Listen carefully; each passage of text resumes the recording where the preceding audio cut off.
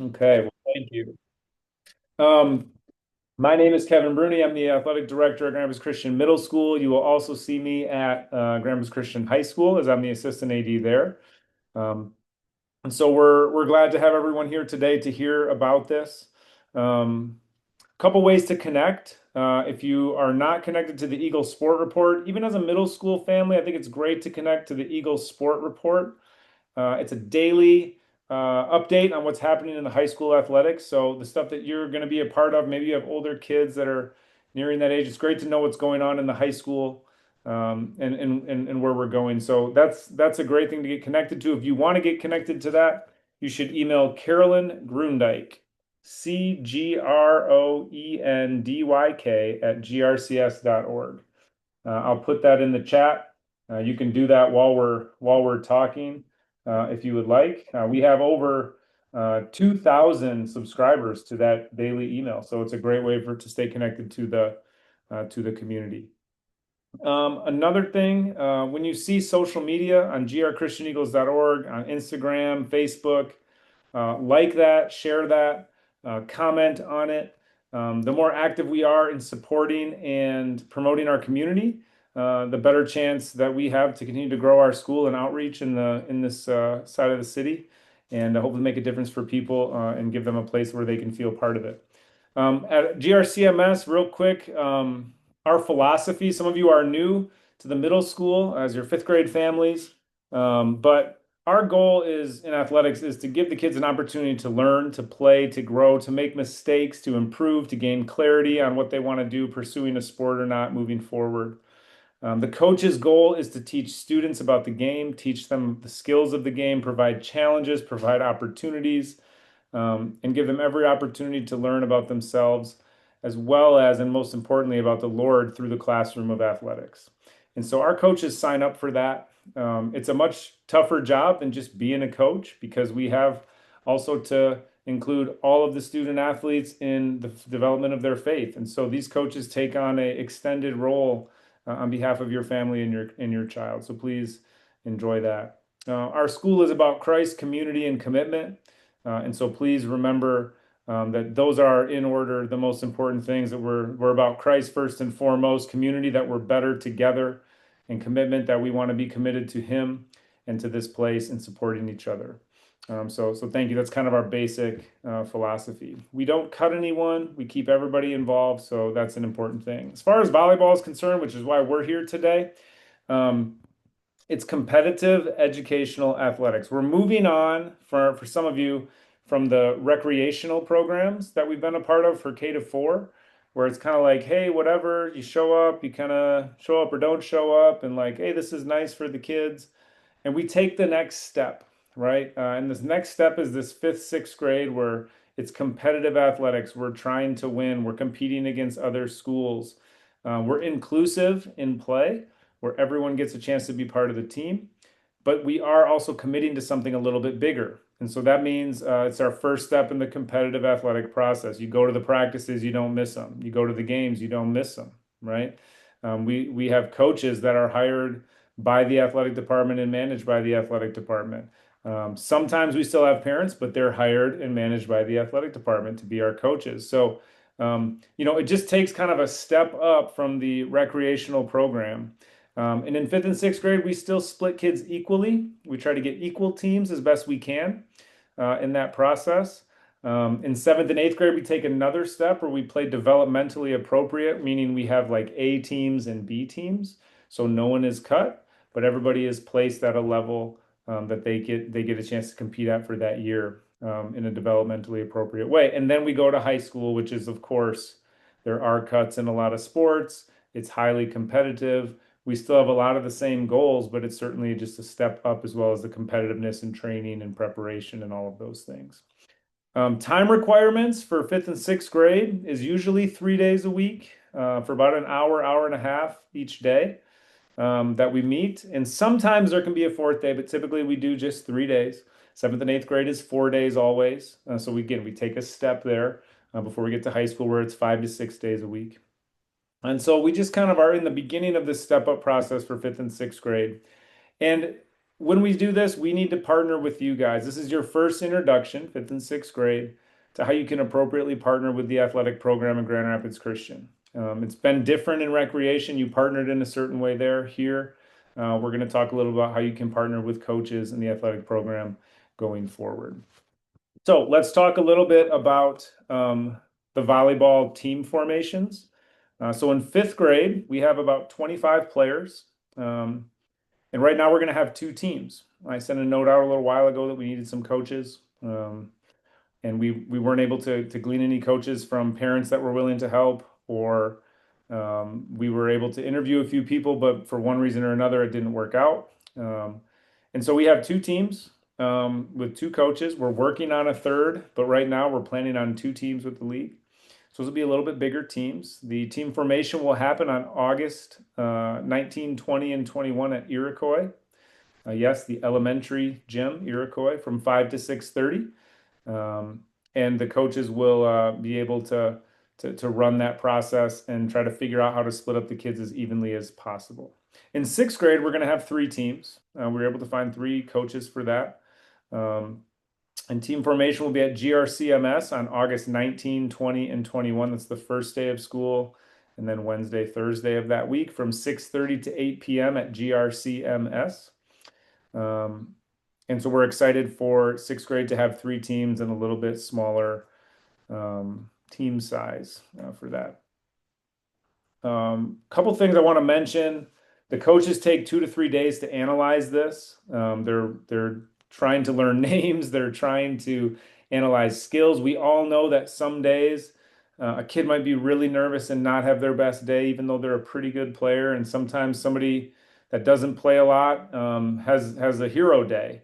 And so we try to do it a couple days in a row to try to learn and figure out, the best way to do this. It's an inherently flawed process because it's all about human behavior.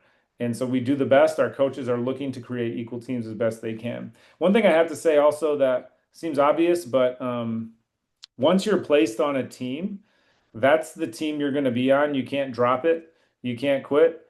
You can't say, I don't want that coach and be done.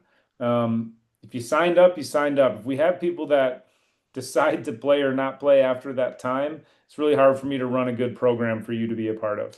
So when you sign up, you're signing up to trust our coaches and trust me that we're going to do the best we can in the situation we have, and that you're going to be a part of that process, whether you like how it exactly went or not. So I hope that's clear to everyone. If you're not in for that, you shouldn't sign up for our programs. We want to support each other, support the team, and support the coaches through that process. And finally, just remember, this is fifth and sixth grade volleyball. It's not the Olympics. There's no scholarships being awarded to Grand Rapids Christian students or college scholarships going out here. We are a developmental program where we're trying to give kids opportunities. You're going to have kids on your team that play club volleyball. You're going to have kids on your team that have never touched a volleyball before. All of those things are okay. We're learning. The more that kids can help each other enjoy that opportunity, the better chance we have for those families and those kids to pour into it and become a better version of themselves as a volleyball player and a person. So be in it for the right reasons. The 30,000-foot view, that we want to be part of it. We want to play with our classmates. It's a special thing. It's different than club in that way. You get to play with your classmates. And so be a part of that special thing. Talking about, first of all, does anybody have any questions as we talk about team formation and starting the season?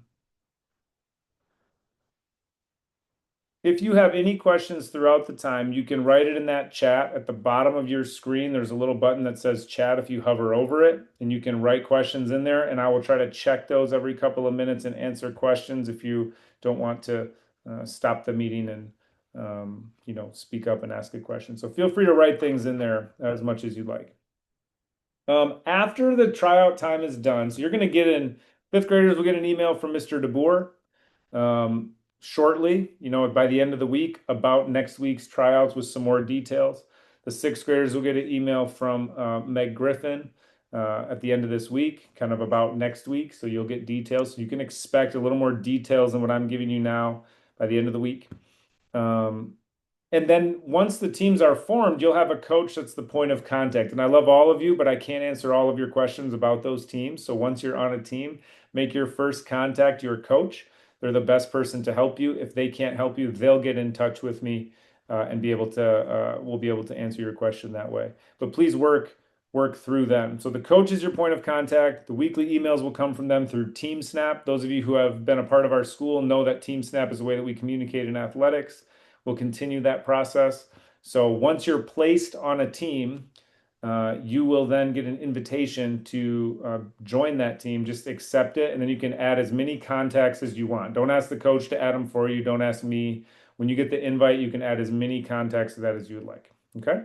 Practice schedules will be on TeamSnap. Okay, so you'll be able to push a schedule button, and the practices with the locations and the times and all that stuff will be on there for you. You'll get reminders about that. I would encourage you not to turn those off unless you're super organized and don't need reminders. I know I'm pretty organized and I still need a lot of reminders. So you will get reminders about those things. The one thing that can be confusing is when you see a game and it's like we're the home team, but we're playing at St. John Vianney.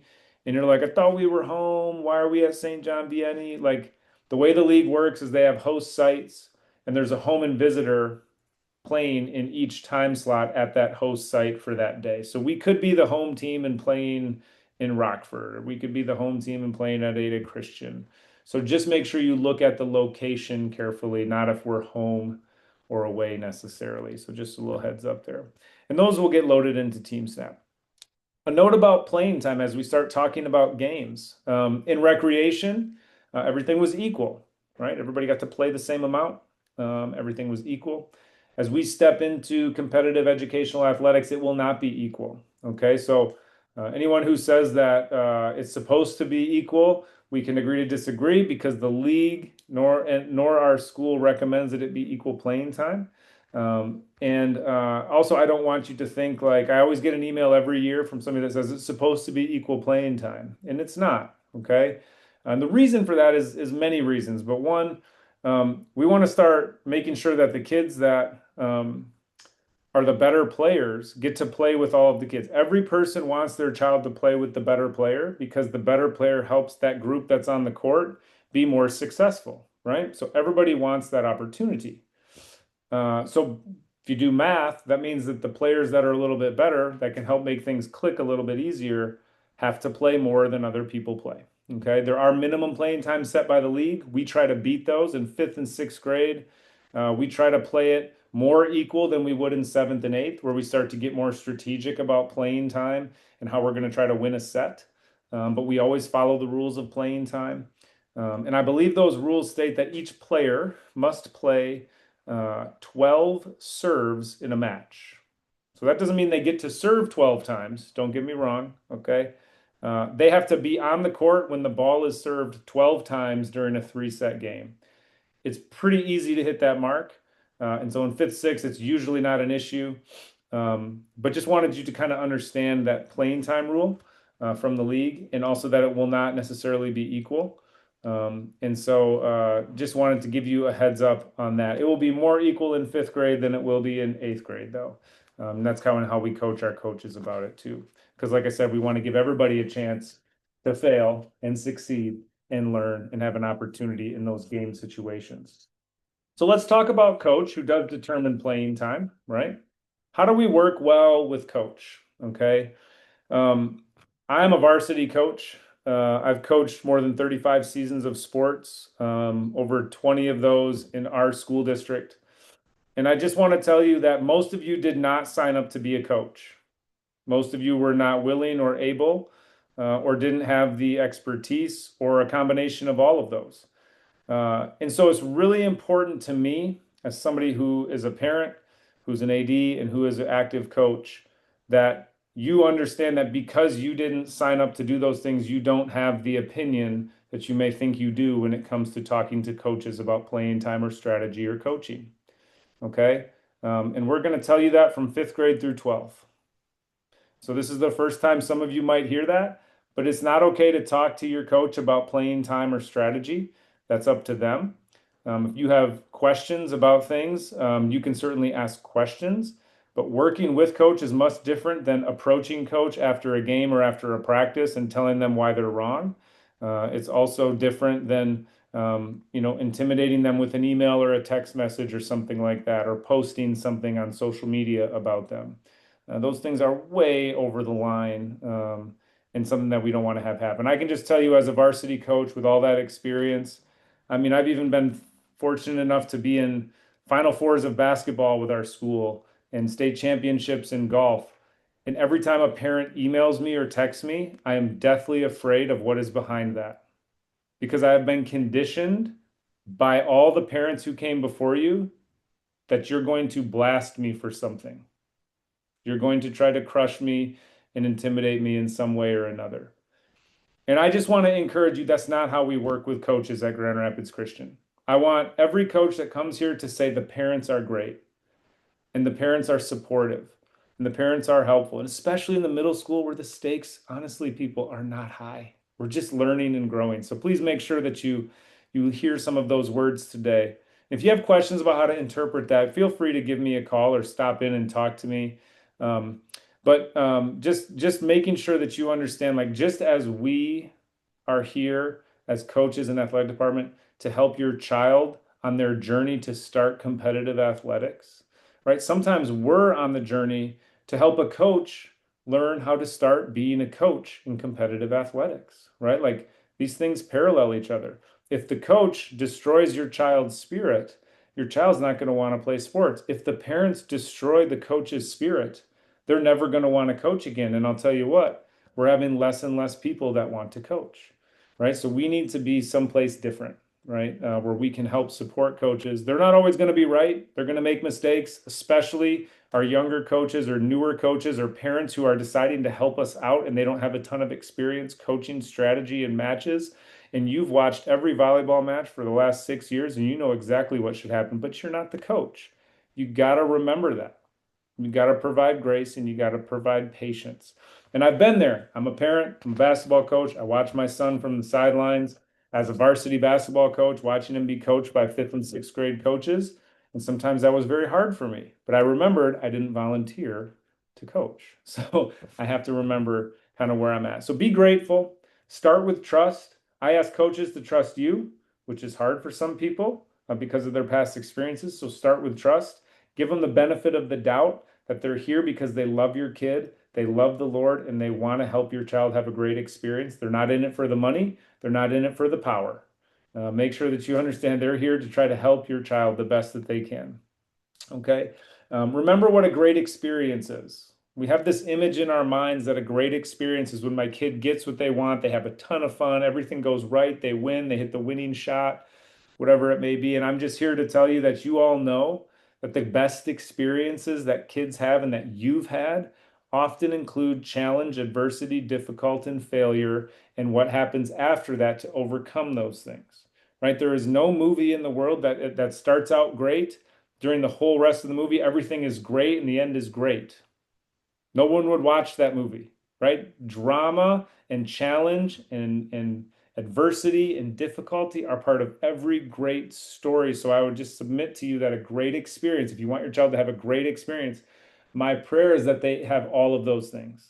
They have success, they have failure, they have challenge, they have things not go right, they have things go right. And they have the opportunity to overcome and pursue and push forward to learn those things through something as low stakes as middle school athletics, right? What a great opportunity to walk with them in that process. And when it comes to approaching coach, if others speak to you negatively about coach, here's the thing I want you to say. Did you ask coach about that? Don't include the conversation. Don't snowball it. Yeah, you're right. Coach this. Yeah, yeah. Did you see what she did with so and so? Like, that's just going to make things worse. Nobody wants to have stuff talked about behind their back, especially each of you. And so my encouragement is just ask them, "Hey, did you have an opportunity to ask coach a question?"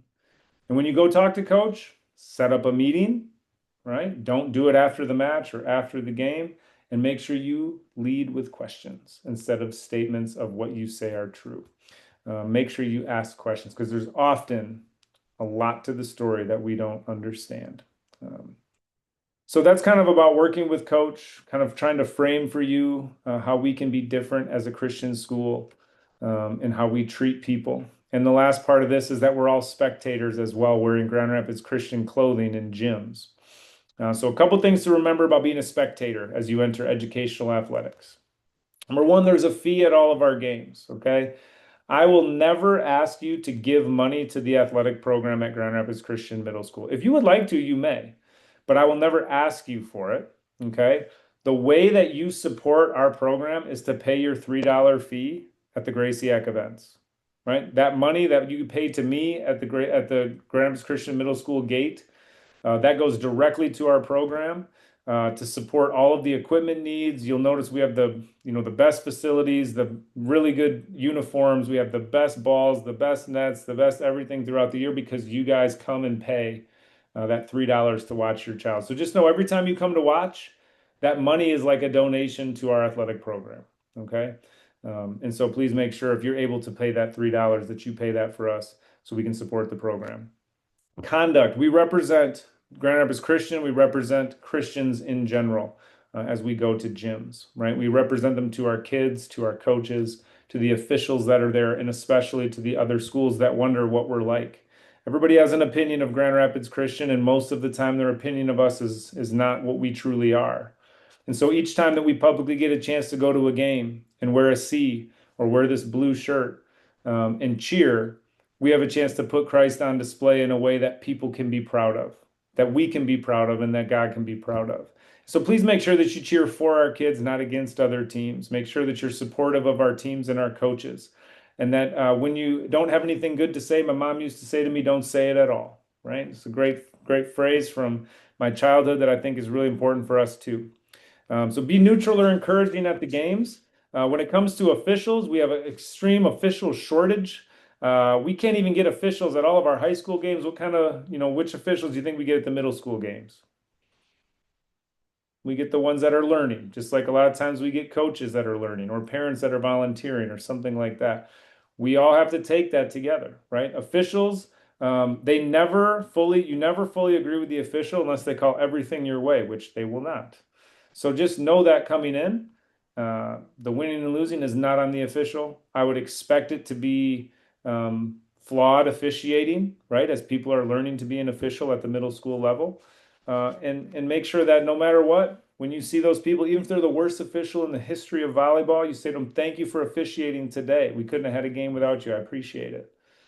Because we need those people to come back or we don't get to have games. So hopefully you can join us in that. And most importantly, after hearing all these things, I want you to remember this is supposed to be fun. The coaches have to remember it's fun. The kids have to remember it's fun. And the parents have to remember it's fun. If we're having fun as the adults in the room and enjoying watching our kids, my pastor at church always says, man, just enjoy your kids. Enjoy when they're trying, enjoy when they're attempting to do things that are good. Because you're not going to see this forever. And so just enjoy your kids, enjoy the chance to get to wear Grandma's Christian jersey and be part of this. Remember, it's not the highest stakes. And so help them enjoy it. Like when the season's done or the game's done, hey, I enjoyed watching you play today. It's the best thing you can do. If you can avoid coaching them on the way home, I can just tell you from 36 seasons of coaching, if you can just say to them on the way home, I enjoyed watching you play today, and wait for them to say something. You're going to be a hero, right? Whether they tell you that or not, you're going to be their hero. It's often why they like the grandmas and grandpas better than the moms and dads when it comes to fans. So just, remember to have fun, keep it light, and encourage them. I don't see if there's any questions in the chat right now. So I'll check through there, but if you have other questions, please put them in. The coaches will send more detailed information to you about the first week or two at the end of this week to kind of get you started. I see in here, can you confirm dates, times, and locations for fifth and sixth grade try-ins, we'll call them, because everybody makes a team. So fifth grade is going to be at Iroquois from 5 to 6:30 on August 19, 20, and 21. That's the first day of school, the second and third day of school. And sixth grade is going to be the same dates from 6:30 to 8 at GRCMS, not at Iroquois Elementary, at GRCMS. for those. Other questions that people have, you may write them in the chat.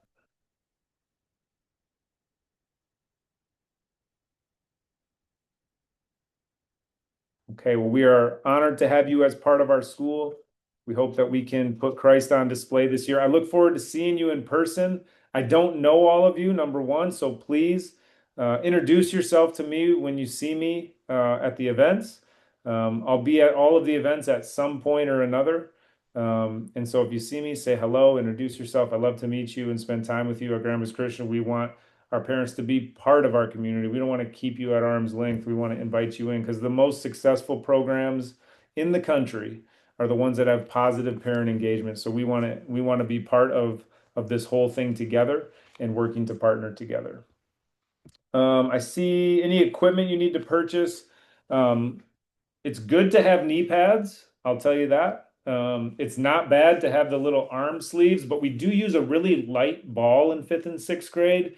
So the arm sleeves are kind of like not necessary. The ball is really light and it's really helpful for learning the game of volleyball. But knee pads are a good idea. Wear some kind of sneakers to the gym, some kind of athletic shoe. I don't think you need a specific volleyball shoe or anything like that.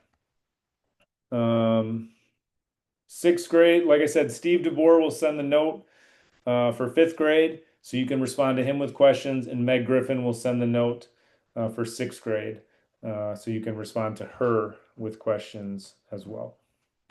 Evan, do you have any idea of what days practice will be on, or is that still depending on the team formations and stuff? Yeah, it does matter about team formation. Like I said, we have like three coaches in every grade, and every coach has different work requirements or school class, night classes, and so it's really hard for me. The other thing that I got to tell you is we have 12 volleyball teams. So, and we have two courts at, Grahams Christian Middle School, and we have two courts at Iroquois.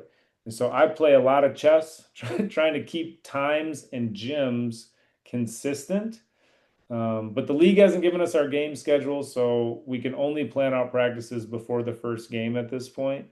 And I don't know which coach you're going to have, so it's hard for me to tell you what your regular-ish schedule will be. But I try to keep them as regular as possible. All right, thanks. Mhm. As soon as the Hey, league gives us the game schedule, I can fill out the rest of the practice schedule for everyone. Kevin, there's a few questions in the chat about parents who have kids managing two fall sports. Can you just give a brief overview of how we handle that? Yeah, so I don't like two sports through Grand Rapids Christian. Okay. Yes, And so it depends the sport, right? Like if it's cross country, is that the other sport for most people? I think the majority, but I can't speak for everyone. Okay. Cross country is a little bit easier because it's an individual sport. If there's a conflict, you'll want to go to volleyball because that's a team-oriented sport where they have to work together to do it. Cross country, you truly can train. If you miss a practice, you could do a run earlier in the day or something like that. But when it comes to like team versus individual, we want to try to do that. I'm trying to think what other we would have. Golf, possibly for a girl, could be playing golf. Again, we would want you to go to volleyball because of the team-oriented nature of that in a conflict. And it's just important to communicate with the coaches. I know in cross country, the five sixers only have to go to 3 days a week. They offer it 4 days. So you can even kind of flex based on the schedule that week when you're going to cross country. And then if you can only go twice because of volleyball, just let the coach know which days you're going to come so they can plan on that. Hey, Kevin. Mhm. This is Kristen Van Stee. Mhm. Our daughter has a conflict because she is in a play this fall, and we already have that schedule. Um, would it be helpful to connect with Meg if there is a particular coach whose schedule is on, say, opposite days? Like if we know that we're going to be having practice on Tuesday, Thursday, and let's say there's a coach who's already said I can only do Monday, Wednesday. Yeah, I think when she sends you some information about, the details of that tryout week, that'll be good information for them to know. And also like they'll let me know that too. And so we can try to plan as best we can. There will probably still be conflicts, right? Yeah. And we just have to work through those as best we can. But yes, if you can give Meg that information, she can kind of make a note by your daughter's name, and that way make sure if there's like 3 or 4 kids in the grade, that sixth grade, that have the same conflict, that we don't put them all on the same team, right? So that we don't lose them all on the same day or whatever. So that's part of our team formation, which I said is sometimes why it's imperfect is because of human behavior, but also because we're trying to help give kids the opportunity to attend. But that sometimes makes it so we can't be exactly perfect with our, the equal nature of the team talent distribution. So we're do our best with that, but that's good information for us to have. Thank you. Okay. Hey, Kevin, one more question, similar but different. Can you speak to any club versus Grand Rapids Christian conflicts if your child is playing club ball, but also for GRC? So in 5th and 6th grade, we're not as like intentional about that. So it is important to if you know like a practice schedule for your club team, whether that's basketball, soccer, or volleyball, you let the coach know that. They can again try to place them on a team that will have less conflict based on practice time. So like in 5th grade, one of our coaches has to practice at 3:15. They can't practice any other time. We have another coach who can't practice before 5. So like if we know that there's always this person is going to have a 5:30 time, we can then provide the opportunity to maybe put them on the other team and then try to balance talent that way. For kids that are going to be there to avoid conflicts, knowing there probably still will be a few conflicts. But again, just reply to the lead coach who sends that out so they can take that into consideration as they do their team formation. Thank you. And just as a follow-up to that, in 7th and 8th grade, when we start doing developmentally appropriate teams like A teams and B teams, we do want, as you think about club sports, they're important. They help kids develop and grow, which is great. So does being a multi-sport athlete. So we want to include everybody in that process. But at the same time, like we have an 8-week season. And so we want it to be shaded towards Grand Rapids Christian for that time, right? And so that's something that as you get to 7th and 8th grade, we are a little more intentional about as kids start to figure it out a little bit more of what they're excited about. And you got to think if you have an A team that's all club soccer players and volleyball or something like that, and they're going to miss all the A team stuff. There's a bunch of kids on the B team that would love to be a full-time A player and be at every practice, right? And so it's just something as we step up that we start to consider for all of those kids and kind of how to manage that. So good questions.